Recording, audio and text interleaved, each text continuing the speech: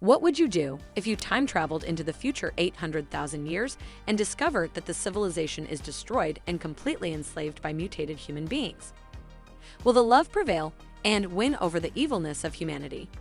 We will find out soon in this science fiction movie called The Time Machine, released in 2002. Spoiler alert. While I might give you my opinion on the film, this is not a substitute for watching it for yourself.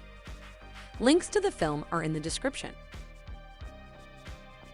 The movie starts in 1899 with Dr. Alexander Hartigan as an inventor and professor, teaching at Columbia University in New York City. Unlike his friend David Philby, Alexander would rather do pure research than work in the world of business, which is why he is more focused on his own work and teaching young students at the university. His friend David asks him later that day when he is going to propose his girlfriend Emma and make their relationship more serious that way.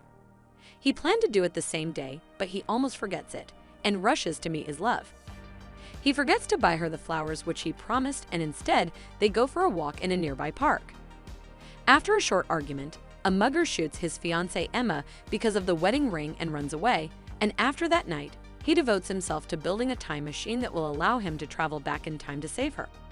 When he completes the machine 4 years later, he travels back to 1899 and prevents her murder that night, only to see her killed again when a horseless carriage frightens the horses of a horse-drawn vehicle. Alexander realizes that any attempt to save Emma will result in her death through other circumstances, and that he cannot change the past by any means, even with time traveling.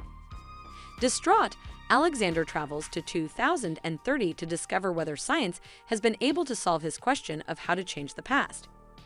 After a weird conversation with a future woman, he finds himself at the New York Public Library, where he gets surprised by a holographic librarian called Vox 114, and he insists that time travel to the past is impossible. Alexander travels to 2037, and he gets almost separated from his time machine for eternity when the accidental destruction of the moon by lunar colonists has begun rendering the Earth virtually uninhabitable. While restarting the time machine to avoid debris, he is knocked unconscious and travels to the year 802,701 before reawakening. As he is unconscious, we see how the environment rapidly changes, the human race has reverted to a primitive lifestyle, and the Earth has healed. Some survivors, called Eloi, dwell on the sides of cliffs of what was once Manhattan. Alexander is nursed back to health by a likable and attractive dark-haired young woman named Mara, one of the few Eloi who speak English. He observes the broken moon and suggests that maybe his teachings led to this future. One night, Alexander and Mara's younger brother, Kalen, dream of a frightening, jagged-toothed face and a creature calling their name. Alexander informs Mara of the dream, and she tells him they all have that dream, and she notices that his watch is missing. The next day, the company goes on a harvest trip when suddenly out of nowhere the Eloi are attacked, and in all that confusion, Mara is dragged underground by ape-like monsters. The creatures are called Morlocks, and they hunt the Eloi for food. In order to rescue Mara, Kalen leads Alexander to Vox 114, which is still functional after 800,000 years. After learning from Vox how to find the Morlocks, Alexander enters their underground lair through an opening that resembles the face in his nightmare. He is captured and thrown into an area where Mara sits in a cage. Alexander meets an intelligent, humanoid Morlock, who explains that Morlocks are the evolutionary descendants of the humans who went underground after the moon broke apart, while the Eloi are evolved from those who remained on the surface. The humanoid Morlocks are a caste of telepaths who rule the other Morlocks. He can somehow read Alexander's mind and finds out about his past and thoughts. The Morlock explains that Alexander cannot alter Emma's fate, because her death is what drove him to build the time machine in the first place. Saving her would be a virtual impossibility due to temporal paradox. He then reveals that the Morlocks have brought the time machine underground, and tells Alexander to get into it and return home. Alexander gets into the machine but pulls the Morlock in with him, carrying them into the future as they fight. The Morlock dies by rapidly aging when Alexander pushes him outside of the machine's temporal bubble. Alexander stops in the year 635 million blah blah, revealing a harsh, rust-colored sky over a wasteland of Morlock caves. Accepting that he cannot save Emma, Alexander travels back to rescue Mara.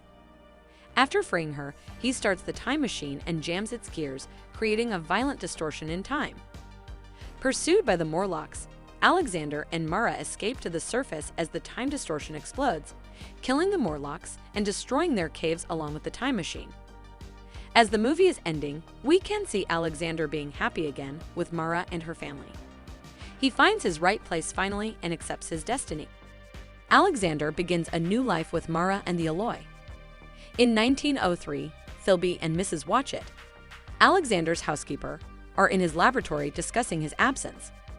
Philby tells Mrs. Watchett he is glad that Alexander has gone to a place where he can find peace, then tells her that he would like to hire her as a housekeeper, which she accepts until Alexander returns.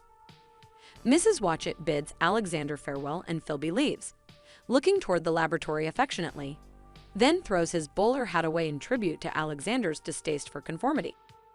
And that was the movie called The Time Machine.